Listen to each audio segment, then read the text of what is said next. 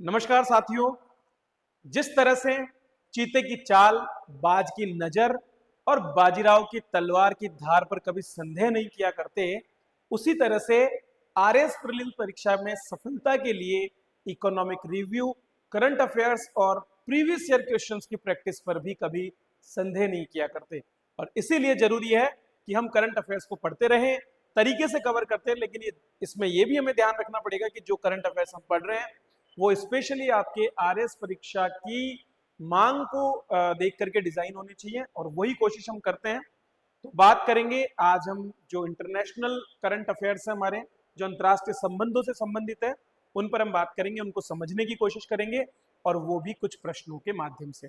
तो पूरे जुलाई माह का जो करंट अफेयर्स है वो इसमें कवर होगा, 1 से लेकर 31 जुलाई तक का, क्योंकि वही पूछा जाएगा और उसी पर हमको फोकस भी करना है। तो चलिए शुरुआत करते हैं हमारे पहले करंट अफेयर्स के प्रश्न के साथ में।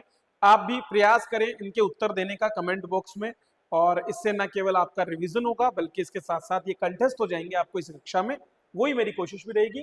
तो जो पहला हमारा प्रश्न है, जैसा कि आप देख सकते हैं, जुलाई 2024 में, ठीक है, पहला प्रश्न क्या है, जुलाई 2024 जो है उसमें भारत ने कौन से एक देश के साथ में यहां पर समझौता किया है।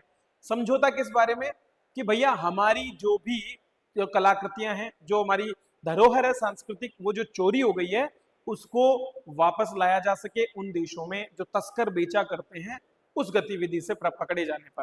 तो दोस्तों ये हमने किया है अमेरिका के साथ। पहली बार ऐसा हुआ है जब हमने अमेरिका के साथ में एक समझौता किया है, सांस्कृतिक समझौता किया है, जो हमारे देश की सांस्कृतिक धरोहर को वापस लाने में बड़ी मदद करने वाला है। ठीक है, तो ये हमारा पहला आंसर हो जाएगा ए। इंटरनेशनल रिलेशन इसलिए है क्योंकि यहाँ पर एक समझौता है, और इस तरह के समझौते जब भी होंगे तो डेफिनेटली हमें उनको पढ़ना पड़ेगा।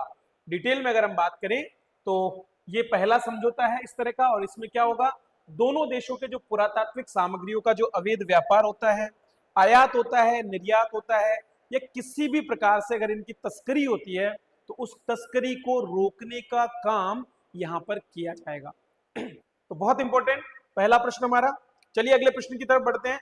आप भी साथ के साथ इनके उत्तर देने की कोशिश करें। ज्यादा से ज्यादा प्रश्नों के जवाब जितना आप देंगे उतने ही ज्यादा बेहतर प्रश्न भी आप अपने एग्जाम में कर पाएंगे। तो अगला प्रश्न हमारा है कि निम्नलिखित में से कौन सा एक गलत है। आपको बताना है कि इन ऑप्शंस में से कौन सा एक आपका गलत है। ऑप्शन ए है कि भारत ने हाल ही में एशियाई आपदा तैयारी केंद्र की अध्यक्षता की कमान संभाली है, मतलब हमको इसकी अध्यक्षता सौंपी गई है। ठीक है, इसी तरह से दूसरा पॉइंट है, एशियाई आपदा तैयारी केंद्र एक स्वायत्त अंतरराष्ट्रीय संगठन है। तो हमें यह बताना है कि क्या ये स्वायत्त संगठन है या फिर ये किसी के अधीनस्थ है, किसी और बॉडी के साथ में काम करता है। तीसरा है कि इस संगठन में भारत सहित कुल 9 सदस्य देश हैं। ठीक है, तो ये एक इंपॉर्टेंट आ जाता है कि क्या यहाँ पर भारत को मिलाकर के टोटल 9 देश इसमें हैं। और चौथा बिंदु आता है इनमें से कोई नहीं। तो इसका जो उत्तर होने वाला है वो क्या होगा, इसका आंसर होगा इनमें से कोई नहीं। ऐसे सेंटेंस बेस्ड क्वेश्चंस आपके काफी आते हैं, तो इसीलिए पढ़ते समय हमारी कोशिश होनी चाहिए कि हम इसी तरह से सेंटेंस बेस्ड क्वेश्चंस बना करके ही तैयारी करें।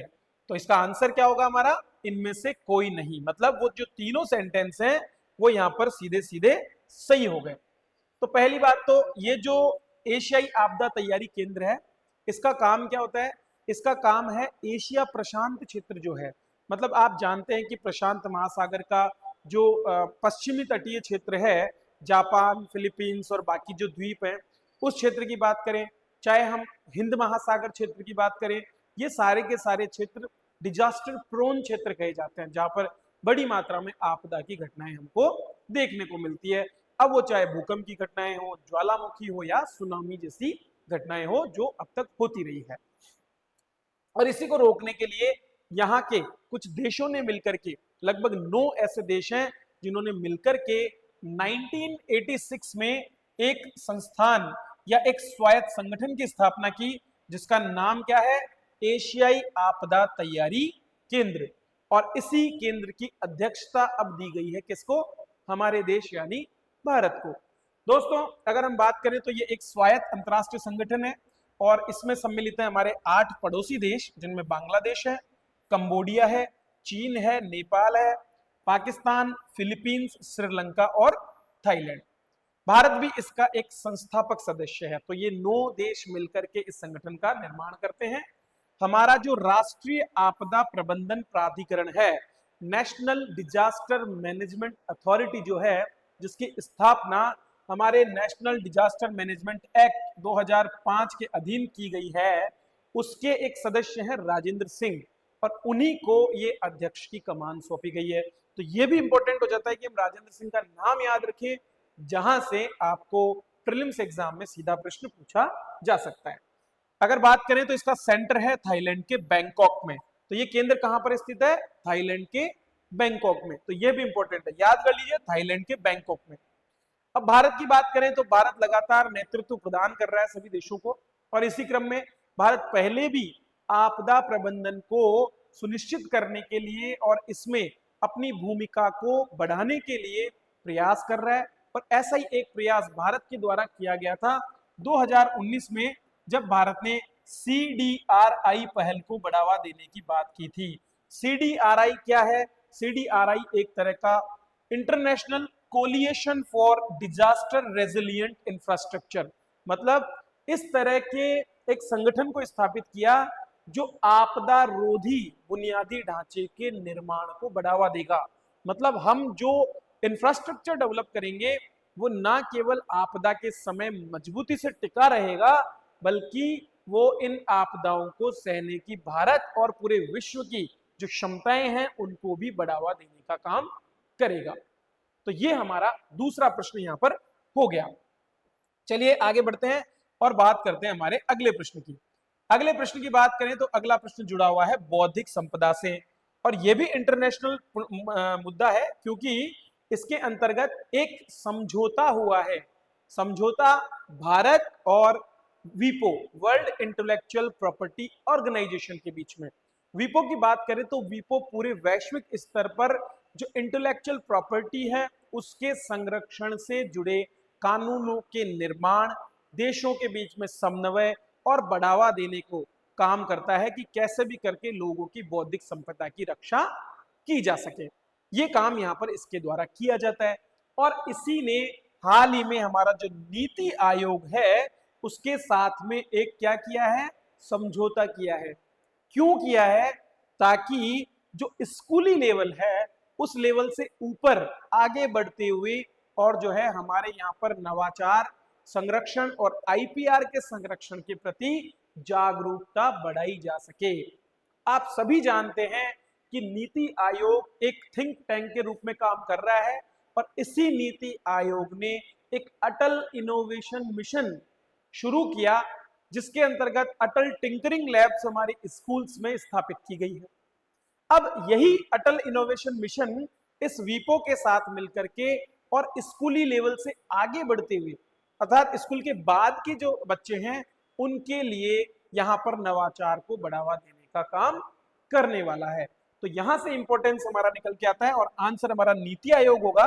तो आपसे अगर ये प्रश्न पूछ लिया जाए तो आप इसका आंसर दे देना कि भैया नीति आयोग जो है उसने इस तरह का समझौता यहाँ पर किया है।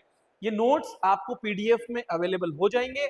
उसके लिए आपको करना है क्या? हमारी आर्य शिक्षण ऐप पर जाना है, वहां पर मैंने ये कोर्स पूरा का पूरा फ्री ऑफ कॉस्ट आपको दे रखा है। तो आप वहां जाइए और वहां से इसका PDF आप डाउनलोड कर सकते हैं, प्रिंट करवा सकते हैं, अपने नोट्स में ऐड कर सकते हैं। बने बनाए नोट्स हैं, कुछ नहीं करना है, सीधा आपको पढ़ना है और परीक्षा में उत्तर दे करके आना है। और बनाने वाले कौन? इधर उधर के नहीं, बल्कि जिन्होंने इस एग्जाम को क्लियर किया है और जो आपको लंबे समय से ये कंटेंट देते आ रहे हैं। चलिए अगले प्रश्न की तरफ बढ़ते हैं। अगला जो हमारा प्रश्न है वो हमारे पड़ोसी देशों से जुड़ा हुआ है। तो नेपाल जो कि हमारा उत्तरी पड़ोसी देश है और जिसे भारत के छोटे भाई के रूप में देखा जाता है, उस नेपाल में हाल ही में सरकार बदली और एक व्यक्ति को चौथी बार यहाँ का प्रधानमंत्री बनने का मौका मिला। कौन है ये आपको बताना है, और आंसर हमारा क्या हो जाएगा? यहाँ पर आंसर हो जाएगा हमारा KP शर्मा ओली। ठीक है, तो KP शर्मा ओली को, KP शर्मा का फुल फॉर्म क्या है? KP मतलब है खड़ग प्रसाद ओली। ठीक है, तो ये जो खड़ग प्रसाद ओली हैं ये खड़ग प्रसाद जो है इनको यहाँ पर चौथी बार नेपाल के प्रधानमंत्री के रूप में शपथ लेने का मौका मिला है। तो विश्वास मत इन्होंने हाल ही में प्राप्त किया नेपाल की संसद में, जब वोटिंग हुई उसमें, और जो पूर्ववर्ती जो पीएम थे पुष्प कमल दहल प्रचंड जो है उनके स्थान पर इन्होंने पद ग्रहण किया है। तो बात करें तो 263 सदस्यों का सदन वहां पर है, जनप्रतिनिधि सदन जो है आपका नेपाल का, उसके ये वोटिंग वहां पर जो है विश्वास मत हुआ और उसमें 2/3 बहुमत उन्होंने प्राप्त किया। तो उन्हें 14 जुलाई को चौथी बार देश का प्रधानमंत्री बनाया गया, जिसके बाद उनका फ्लोर टेस्ट हुआ और उस फ्लोर टेस्ट में ये विजयी हुए। इसका मतलब अब ये आगे यहाँ पर क्या करने वाले हैं, इसका लाभ उठाने वाले हैं और अब यहाँ पर सरकार के नेतृत्वकर्ता के रूप में ये काम करने वाले हैं। चलिए नेक्स्ट प्रश्न देखते हैं। अगला जो प्रश्न हमारा जुड़ा हुआ है वो हमारे एक राजदूत की नियुक्ति से जुड़ा हुआ है, और वैसे तो ज्यादा इंपॉर्टेंट हम बात नहीं करते ऐसे प्रश्नों पर, लेकिन ये इसलिए इंपॉर्टेंट है क्योंकि ये जो राजदूत है ये विश्व के सबसे ताकतवर देश को हम दे रहे हैं और वो है अमेरिका। तो अमेरिका के जो हमारे नए राजदूत हैं वो कौन नियुक्त हुए हैं, तो आंसर क्या होगा हमारा, विनय मोहन क्वात्रा। विनय मोहन क्वात्रा को, जो कि आईएफएस सेवा की एक अधिकारी है, भारतीय विदेश सेवा के एक अधिकारी हैं, उनको जो है अमेरिका का नया राजदूत नियुक्त किया गया है और ये नियुक्ति हुई है तरणजीत सिंह संधू के स्थान पर, जिनके सेवानिवृत्त होने के बाद से ये पद खाली था। तो अब वहां पर हमारे नए जो राजदूत है वो कौन हो गए, विनय मोहन क्वात्रा। नाम को बढ़िया तरीके से याद कर लीजिए, विनय मोहन क्वात्रा, सीधा प्रश्न आपको मिल जाएगा। चलिए आगे बढ़े, बहुत सी अभी खबरें और बाकी है, लेकिन उससे पहले जैसा कि मैं आपको हमेशा कहता हूं कि 3 चीजें बहुत इंपॉर्टेंट है इस एग्जाम के लिए। पहला, आप जो है इसमें ज्यादा से ज्यादा करंट अफेयर्स पर कमांड हासिल करें। दूसरा, इकोनॉमिक रिव्यू में महारत हासिल करें। और तीसरी चीज जो आपको करनी है वो आरपीएससी के पैटर्न को समझें, उसके पीवाईक्यूज के माध्यम से प्रीवियस ईयर क्वेश्चंस जो हैं उनको देखते हुए उनको पढ़ करके ये समझें कि कैसे आपको प्रश्न पूछे जाते हैं, और आपकी इसी दुविधा को सरल बनाने का काम आरएस जंक्शन कर रहा है अपने एक छोटे से इनिशिएटिव के माध्यम से। तो दोस्तों आरएस जंक्शन पर उपलब्ध है आप सभी के लिए एक टेस्ट सीरीज, जिसमें 2011 से लेकर के और 2024 तक के जितने भी पीवाईक्यूज पूछे गए हैं जो हमारे एग्जाम के काम के, मतलब पेपर्स में तो बहुत कुछ पूछा जाता है, जैसे स्टैटिस्टिकल ऑफिसर के पेपर में खाली 40 से 50 क्वेश्चन हमारे काम के होते हैं, बाकी 150 में से 100 क्वेश्चन हमारे किसी भी काम के नहीं होते। तो ऐसी परिस्थिति में हमको फोकस करना है केवल उन्हीं क्वेश्चन पर जो हमारे काम के हैं, और वो भी अगर आपको कैटेगरी वाइज मिल जाए, मतलब राजस्थान हिस्ट्री के अलग मिल जाए, राजस्थान ज्योग्राफी के अलग मिल जाए, तो उसी का लाभ देने के लिए हमने ये कोर्स बनाया। 263 से ज्यादा बच्चे इसमें एनरोल्ड है और बहुत ही काम का ये कोर्स है। इसको मान के चले, आप चाहे टेस्ट सीरीज दें या ना दें, लेकिन आप इस पीवाईक्यूज को जरूर देखें, क्योंकि ये पीवाईक्यूज आपको 28 से 30 प्रश्न स्ट्रेट देकर जाएंगे, जैसा कि पिछली बार हुआ, और मैंने वीडियो भी उस पर बनाया था कि सीधे सीधे प्रश्न आपको यहाँ पर देखने को मिलेंगे पीवाईक्यूज के कोर्स में से। तो पीवाईक्यू के कोर्स को आप जरूर ज्वाइन करें, उसे समझें और वहां पर बार बार टेस्ट देकर के महारत हासिल कर लें उन सभी टॉपिक्स में जो अक्सर प्रश्नों के रूप में आरपीएससी पूछता है। इसी तरह से प्रीलिम्स की टेस्ट सीरीज भी हमारी अवेलेबल है, 15 सितंबर से शुरू हो चुकी है। तो अगर आप गुणवत्ता में विश्वास रखते हैं, उन प्रश्नों को करना चाहते हैं जो मौलिक हैं, कहीं से कॉपी पेस्ट नहीं है, खुद बनाए हुए हैं, जिनको हमने बुक्स में से ढूंढ ढूंढ करके आपके लिए निकाला है, जहां पर संभावनाएं हैं कि आरपीएससी प्रश्न पूछ ले, तो वो अगर आप करना चाहते हैं तो आप हमारी इस टेस्ट सीरीज में भी एनरोल हो सकते हैं। चलिए आगे बढ़ते हैं और बात करते हैं हमारे अगले प्रश्न की। अगले प्रश्न की अगर हम बात करें तो दोस्तों प्रश्न है कि निम्नलिखित में से किसे हाल ही में जो हमारा यूरोपियन आयोग है उसके अध्यक्ष के रूप में चुना गया है। दोस्तों यूरोपियन आयोग की अगर हम बात करें तो यूरोपियन आयोग को हम एक तरह की कॉन्टिनेंटल संसद कह सकते हैं, मतलब वैश्विक सरकार, कॉन्टिनेंटल गवर्नमेंट के रूप में हम इसको देखते हैं, जो पूरे यूरोप के प्रमुख देशों को अपने आप में समाहित करती है, और ये सारे देश मिलकर के इनके खुद के जो भविष्य है या इनसे जुड़े हुए जो भी नियम कायदे कानून है उनको इसमें बनाते हैं। ये जो यूरोपीय आयोग है इसी के लिए हाल ही में चुनाव हुए और उन चुनावों में जर्मनी की उर्सुला वॉन डेर लेयन को क्या बनाया गया है? इन्हें बनाया गया है वहां की अध्यक्ष। मतलब एक तरह से वो वहां पर सुप्रीम है पूरे के पूरे यूरोपियन आयोग में। ठीक है, तो ये है उर्सुला वॉन डेर लेयन। तो इनके बारे में थोड़ा सा हम जान लेते हैं। इनको यूरोपियन आयोग का अध्यक्ष बनाया गया और ये काम पहली बार न होकर के दूसरी बार हुआ है। तो दूसरी बार इन्हें 5 साल के लिए चुना गया है। अगर हम बात करें तो टोटल 720 सीटें आपके इस यूरोपियन आयोग में है, जिनमें से 401 वोट इनको प्राप्त हुए हैं और इसी के साथ इनको फाइनली चुन लिया गया है दूसरे कार्यकाल के लिए, जो कि 5 साल का होगा। तो ये 10 साल लगातार यूरोपियन आयोग की अध्यक्ष अब रहने वाली है। चलिए आगे बढ़ते हैं और बात करते हैं हमारे अगले प्रश्न की। अगला प्रश्न क्या है? देखिए, हाल ही में निम्नलिखित में से किस एक देश में भारत के पहले विदेशी जन औषधि केंद्र का उद्घाटन किया गया है? आप सभी जानते हैं कि सस्ती दवाएं दिलाने के लिए भारत सरकार के द्वारा पूरे देश भर में जन औषधि केंद्रों की स्थापना की गई है और अब यही केंद्र हमने खोला है एक देश में, जो कि भारत का एक पड़ोसी देश भी है और भारत के इससे बहुत बेहतर संबंध भी हैं, और इसका नाम है मॉरिशस। मॉरिशस कहां पर है आप सभी को पता होना चाहिए। अगर हम अफ्रीका के नक्शे की तरफ नजर डालें तो हम देख सकते हैं कि अफ्रीका के दक्षिण पूर्व में एक देश आता है जिसका नाम है मेडागास्कर।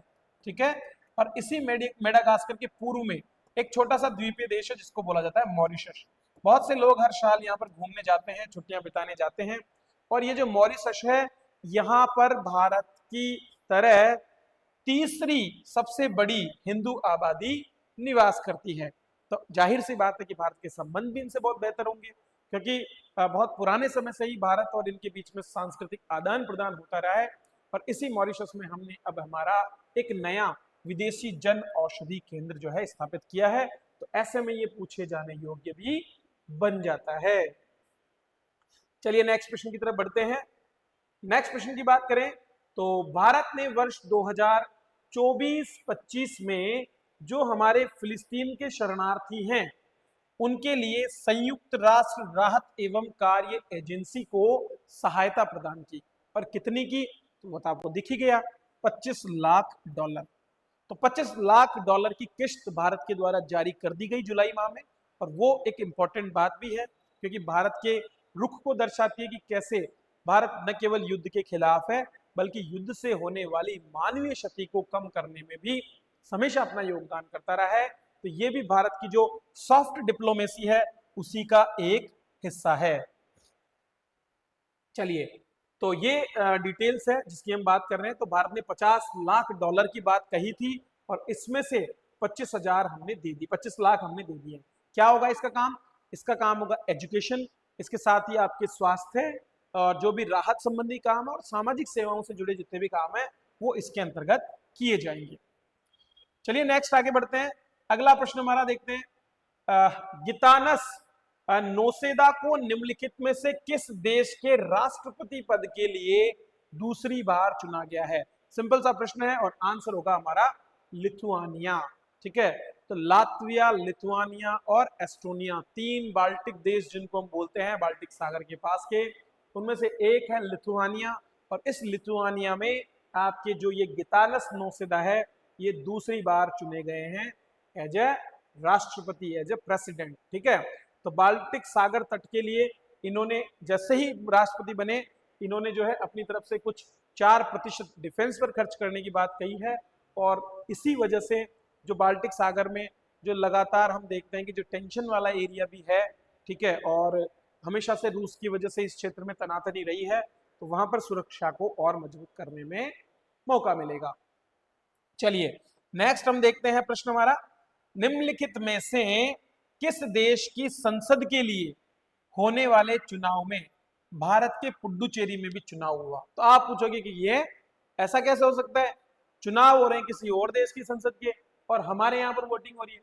तो भैया अगर हम बात करें लेगेसी की, इतिहास की, तो हम सभी जानते हैं कि हमारा जो पुडुचेरी है वो जो है कभी फ्रांस से संबंधित रहा है, फ्रांस की टेरिटरी में ये रहा है, और इसीलिए वहां रहने वाले लोगों में से कई वहां के नागरिक भी हैं और इसीलिए उनके लिए भारत में भी चुनाव आयोजित करवाया गया है। तो अगर प्रश्न आ जाए कि भैया बताइए कि भारत का जो पुडुचेरी है उसमें कौन से एक देश की संसद के लिए चुनाव हुआ, तो आप लिख पाएंगे यहाँ पर क्या लिखेंगे कि यहाँ पर जो है फ्रांस जो है उसकी संसद के चुनाव के लिए हमारे यहाँ पर भी मतदान कराया गया है। ठीक है, नेक्स्ट देखते हैं। नेक्स्ट प्रश्न आपका हमारे मध्य पूर्व से आता है। तो प्रश्न है कि निम्नलिखित में से किसने ईरान के नए राष्ट्रपति के रूप में पद ग्रहण किया है। हम सभी जानते हैं कि बहुत चर्चा में ये मुद्दा रहा था जब पूर्व राष्ट्रपति इब्राहिम रईसी जो है उनकी दुर्घटना में मृत्यु हो गई। ठीक है, और उसके बाद में चुनाव हुए और मसूद पेजस्कियान जो है उन्हें नए राष्ट्रपति के रूप में यहाँ पर चुना गया है। अगर बात करें सैयद अली होसैनी की, तो ये वो व्यक्तित्व है जिसको यहाँ का सबसे ताकतवर व्यक्ति माना जाता है, लेकिन जो राष्ट्रपति है वो कौन है आपके, मसूद पेजस्कियान। ठीक है, ये नाम आपको याद रखना है, मसूद पेजस्कियान जो है उनको ईरान के नए राष्ट्रपति के रूप में चुना गया है। क्लियर है, चलिए नेक्स्ट आगे देखते हैं। अगला प्रश्न देखो, बहुत सी नियुक्तियां इस बार हुई है, बहुत से लोगों को मौका मिला है यहाँ पर अलग अलग जो है देशों के अंदर राष्ट्रपति बनने का या फिर राष्ट्राध्यक्ष बनने का। जैसे हमारे यहाँ पर भी हाल ही में चुनाव हुए थे, मई के अंदर हमारा रिजल्ट आया था, तो सेम टू सेम अलग अलग जगह पर यही चुनाव हमको देखने को मिले हैं। तो ब्रिटेन के नए प्रधानमंत्री कीर स्टॉर्मर बने हैं। ठीक है, पहले ऋषि सुनक थे, तो ऋषि सुनक जो है वो हार गए और अब उनकी जगह नए कौन आए हैं प्रधानमंत्री, कीर स्टॉर्मर। ठीक है, और किसके हैं ये, लेबर पार्टी के। तो याद रखना है लेबर पार्टी जो है उसके सदस्य कीर स्टॉर्मर को अब ब्रिटेन का नया प्रधानमंत्री चुना गया है। दोस्तों ब्रिटेन में दो पार्टियां, एक लेबर पार्टी और दूसरी है कंजर्वेटिव पार्टी। तो ये दलों का नाम आपने पहले भी बहुत सुना था, जब आप इतिहास पढ़ते होंगे तो वहां बार बार आपको लेबर पार्टी और कंजर्वेटिव पार्टी के प्रधानमंत्री बनते हुए दिखाई देते हैं। ठीक है, इसी तरह से रिपब्लिकन और डेमोक्रेटिक की बात करें तो ये दोनों अमेरिका की पार्टियां हैं। ठीक है, तो अमेरिका में वर्तमान में चुनाव हो रहा है और उसी चुनाव पे एक बहुत ही महत्वपूर्ण जो है वीडियो हमने बनाया है सर के द्वारा, हमारे जो कुलभूषण सर है जो कि एक्सपर्ट है पॉलिटी के, उन्होंने उस पर वीडियो बनाया, तो वो भी आप हमारी वेबसाइट पर देख सकते हैं। तो ये है ब्रिटेन के नए प्रधानमंत्री कीर स्टारमर जो लेबर पार्टी से है और अब प्रधानमंत्री के रूप में वहां पर पद ग्रहण कर रहे हैं। अगर बात करें तो इनकी टीम में एक महत्वपूर्ण भारतीय मूल की सांसद है जिनका नाम क्या है, लीसा नंदी। क्या नाम है, लीसा नंदी। तो लीसा नंदी जो है उनको संस्कृति, मीडिया और खेल मामलों के विदेश मंत्री के रूप में यहाँ पर जगह दी गई है। बहुत महत्वपूर्ण, तो ये याद कर लें आप। अगर बात करें तो यहाँ का जो निचला सदन है जिसको हम हाउस ऑफ कॉमन्स बोलते हैं, इसमें टोटल 29 सांसद ऐसे निर्वाचित हुए हैं जो भारतीय मूल के हैं, और ये दर्शाता है कि इंडियन डायस्पोरा जो है उसका कितना महत्व विदेशी देशों की राजनीति में बढ़ता जा रहा है। हाल ही में अमेरिका के चुनाव में भी हम देख सकते हैं कि राष्ट्रपति पद के उम्मीदवार के रूप में भी एक भारत की ही मूल वंश की कमला हैरिस जो है उनको खड़ा किया गया है जो बाइडेन की पार्टी के द्वारा। नेक्स्ट आगे बढ़ते हैं और बात करते हैं हमारे अगले प्रश्न की। तो भारत के द्वारा किस देश में एक पेट्रोलियम जो प्रीमियम पेट्रोल है हमारा जिसका नाम है 100 ऑक्टेन, उसको हाल ही में लॉन्च किया गया है। तो नवा ऐसा देश जिसके अंदर ये हमारा प्रीमियम पेट्रोल लॉन्च किया गया है वो बन गया श्रीलंका। तो श्रीलंका के कोलंबो में इस प्रीमियम पेट्रोल को लॉन्च किया गया। ये XP100 है क्या, ऑक्टेन नंबर क्या होता है। तो दोस्तों जब किसी भी कारनोट इंजन में दहन होता है, हमारे जो 2 व्हीलर्स के और 4 व्हीलर्स के जो इंजन है उनमें जब दहन होता है तो आपने देखा होगा कि वहां पर जब दहन के दौरान एक बहुत ही तेज आवाज आती है, उसी को कम करने के लिए साइलेंसर भी लगाया जाता है। लेकिन जो बॉडी रेसिंग कार्स होती है या भारी इंजन वाली जो गाड़ियां होती है वो आम इंजन जो तेल होता है जिसका हम नॉर्मल यूज करते हैं पेट्रोल का, उस पर वो उनके नुकसानदायक होता है और इसीलिए उनमें हाई ऑक्टेन वाला जो है पेट्रोल यूज किया जाता है ताकि इग्निशन आसानी से और बड़ी तेजी से हो सके। तो जो मोटर स्पोर्ट्स कार्स होती हैं या बड़े भारी ट्रक्स होते हैं उनके अंदर इस तरह के पेट्रोल का प्रयोग होता है जिसका रेट आम जो हमारा पेट्रोल होता है उसकी तुलना में लगभग 1.5 गुना, लगभग 156-157 रुपए का लीटर ये मिलता है। हालांकि ये नॉर्मल गाड़ियों के लिए अच्छा नहीं होता, लेकिन जो हेवी गाड़ियां होती हैं जिनके इंजन बड़े भारी होते हैं उनके लिए ये पेट्रोल काफी काम का होता है। तो ये हमारे संबंधों को बढ़ाता है हमारे पड़ोसी देश श्रीलंका के साथ, इसीलिए हमने इस चीज को यहाँ पर पढ़ा है। तो 8वां देश यहाँ पर ये बन गया है। निम्नलिखित में से किसे वेनेजुएला के नए राष्ट्रपति का पद मिला है, मतलब कौन वेनेजुएला का नया राष्ट्रपति बन गया है। वेनेजुएला कहाँ है? वेनेजुएला आपका दक्षिण अमेरिकी एक देश है, ठीक है। और यही वेनेजुएला के नए राष्ट्रपति के रूप में पद ग्रहण किया निकोलस मादुरो ने, ठीक है। क्या नाम है? Nicolas Maduro. तो इन्होंने एडमंडो गोंजालेज के खिलाफ जो है यहाँ पर चुनाव लड़ा और उसके बाद में इन्होंने ये जीत हासिल की है, ठीक है। तो बहुत इंपॉर्टेंट, याद रखिए आप, मादुरो ने यहाँ पर जीत हासिल की और तीसरी बार वे राष्ट्रपति बन गए हैं। तीसरा कार्यकाल, तो प्रचंड शर्मा जो केपी शर्मा ओली है उन्होंने चौथी बार, जबकि इन्होंने तीसरी बार ये कार्यकाल ग्रहण किया। उर्सुला वॉन डेर लेयन ने दूसरी बार यूरोपियन आयोग का कार्यकाल ग्रहण किया। इस तरह के प्रश्न आपको याद रखने होंगे। इसके बाद बात करते हैं क्वाड की। तो दोस्तों क्वाड जो है, क्वाड की विदेश मंत्रियों की हाल ही में बैठक हुई, कहां पर हुई? ये अगला प्रश्न है, आप सभी जवाब दीजिए। तो क्वाड के जो विदेश मंत्री हैं उन्होंने, जिसमें हमारे विदेश मंत्री एस जयशंकर भी सम्मिलित थे, वो हुई आपके टोक्यो में। तो जापान के टोक्यो जो है वहां पर इस तरह की बैठक का आयोजन किया गया। इस पर हम डिटेल में समझ लेते हैं। तो क्वाड कौन है? क्वाड्रिलेटरल एक डायलॉग है जो कि भारत, अमेरिका, ऑस्ट्रेलिया और जापान, इन चारों देशों के सम्मिलित सहयोग से मिलकर बना है और एशिया प्रशांत में चीन को काउंटर करने के लिए इस संस्थान की स्थापना की गई है। वैसे तो चर्चाएं बहुत पहले से थी, लेकिन 2017 के बाद से इसको एक्टिवेट किया गया। 2007 से ही हम क्वाड बनाना चाहते थे और 2017 के बाद में इसमें पहल हुई और अब ये एक्टिवली जो है इस क्षेत्र में चीन को काउंटर करने के लिए काम कर रहा है। तो विदेश मंत्रियों की बैठक होना बहुत महत्वपूर्ण है, क्योंकि ये विदेश मंत्री मिलकर के आपस में एक दूसरे के बीच में समर्थन को बढ़ावा देने का भी काम करते हैं।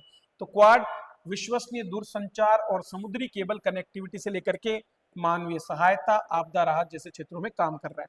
हालांकि चीन हमेशा इसको बोलता है कि ये एक सैन्य संगठन है और ये चीन के द्वारा ऐसा आरोप लगाया जाता है कि मुझे इन्होंने काउंटर करने के लिए बनाया है, ठीक है। अच्छा, अब इसी क्वाड के द्वारा मॉरिशस में ही अंतरिक्ष आधारित जलवायु चेतावनी की स्थापना की जाएगी, ताकि जब कभी क्लाइमेट में कोई ऐसा चेंज हो तो उसको सीधे सैटेलाइट बेस्ड जो सिस्टम है उसके माध्यम से त्वरित रूप से लोगों को सूचना पहुंचाई जा सके और होने वाले नुकसान को कम किया जा सके। आगे बढ़ते हैं और बात करते हैं अगले प्रश्न की। जुलाई 2024 में भारत को हिंद प्रशांत आर्थिक ढांचा के अंतर्गत किस निकाय का उपाध्यक्ष नियुक्त किया गया है? उत्तर क्या होगा? उत्तर होगा हमारा आपूर्ति श्रृंखला परिषद। ए, आपूर्ति श्रृंखला परिषद जो निकाय है, कुल 3 निकाय हमको यहाँ पर देखने को मिलते हैं। एक आपूर्ति श्रृंखला परिषद है, एक आपका संकट प्रतिक्रिया नेटवर्क और एक श्रम अधिकार सलाहकार बोर्ड। तो इनमें से एक का भारत को उपाध्यक्ष बनाया गया है, उसका नाम क्या है? आपूर्ति श्रृंखला परिषद। तो आपूर्ति श्रृंखला परिषद की बात करें तो अमेरिका को अध्यक्ष बनाया जबकि भारत को उपाध्यक्ष। संकट प्रतिक्रिया नेटवर्क में कोरिया गणराज्य अध्यक्ष है जबकि जापान उपाध्यक्ष है और श्रम अधिकार सलाहकार बोर्ड में अमेरिका अध्यक्ष है जबकि फिजी उपाध्यक्ष है, ठीक है। तो इस संगठन में भारत और 13 अन्य भागीदार सम्मिलित हैं। हिंद प्रशांत आर्थिक ढांचा, ठीक है, इंडो पैसिफिक इकोनॉमिक ढांचा फ्रेमवर्क, इसके अंतर्गत ये क्या करता है? आपूर्ति श्रृंखला लचीलेपन को बढ़ावा देने का काम करता है। आपूर्ति श्रृंखला लचीलापन क्या होता है कि जो हमारी सप्लाई चेन है जो कि कोविड-19 के दौरान बहुत बड़ी मात्रा में बाधित हुई, इस तरह की जो सप्लाई चेन्स है उन सप्लाई चेन्स को बेहतर बनाना, उनको मजबूत बनाना और उनके विकल्प बनाना, ताकि किसी एक सप्लाई चेन पर हम निर्भर ना रहें और इस तरह से जो माल की निर्बाध आवाजाही है उसको बंद होने से बचाया जा सके। और इसीलिए 3 इसके अलग अलग क्या है? निकाय हैं और उन्हीं में से एक का भारत को उपाध्यक्ष बनाया गया जिसका नाम है आपूर्ति श्रृंखला परिषद। बहुत अच्छा प्रश्न है। इस तरह के प्रश्न में सेंटेंस बेस्ड क्वेश्चन भी आपको पूछा जा सकता है। नेक्स्ट प्रश्न देखिए, निम्नलिखित में से किस देश की संसद में विश्व नेता शिखर सम्मेलन 2024 का आयोजन हुआ है। तो विश्व के सभी नेताओं को सम्मिलित करने वाला एक शिखर सम्मेलन हाल ही में आयोजित हुआ ब्रिटेन में। तो ब्रिटेन जो है वहां पर इसका आयोजन किया गया और इस सम्मेलन में पूरे विश्व भर से गणमान्य नेताओं के द्वारा भाग लिया गया। यह सम्मेलन जलवायु परिवर्तन, आर्थिक असमानता और तकनीकी प्रगति, इन सभी जैसे महत्वपूर्ण की मुद्दे जो हैं जिन पर अंतर्राष्ट्रीय सहयोग और संबंधों को मजबूत करने की आवश्यकता है, उसको बढ़ावा देने का इसने काम किया है। हाउस ऑफ लॉर्ड्स जो कि उच्च सदन कहलाता है, हाउस ऑफ कॉमन निम्न सदन है, हाउस ऑफ लॉर्ड्स उच्च सदन है। जैसे हमारे यहाँ पर क्या है, जो हमारा राज्यसभा है, उसी तरह से यहाँ पर क्या होता है, हाउस ऑफ लॉर्ड्स होता है। ठीक है, तो ये आपके बहुत से अलग अलग जो अंतर्राष्ट्रीय मुद्दे हैं उनको बात करने के लिए, उन पर बातचीत करने के लिए किया जाने वाला एक महत्वपूर्ण सम्मेलन है। ठीक है, चलिए नेक्स्ट बढ़ते हैं। हाल ही में किस देश के द्वारा भगवान राम पर डाक टिकट जारी किया गया है? तो भगवान राम जो कि केवल भारत के ही नहीं है, पूरे दक्षिण पूर्वी एशिया में भगवान राम और रामायण की जो सांस्कृतिक हमारी धरोहर है वो विद्यमान है। और इसी क्रम में हमारा जो पड़ोसी देश है लाओस, दक्षिण पूर्वी एशियाई देश है, वहां पर जो है क्या किया गया है, वहां पर भगवान राम पर डाक टिकट जारी किया गया है। ठीक है, तो ये कब किया गया? जुलाई 2024 में।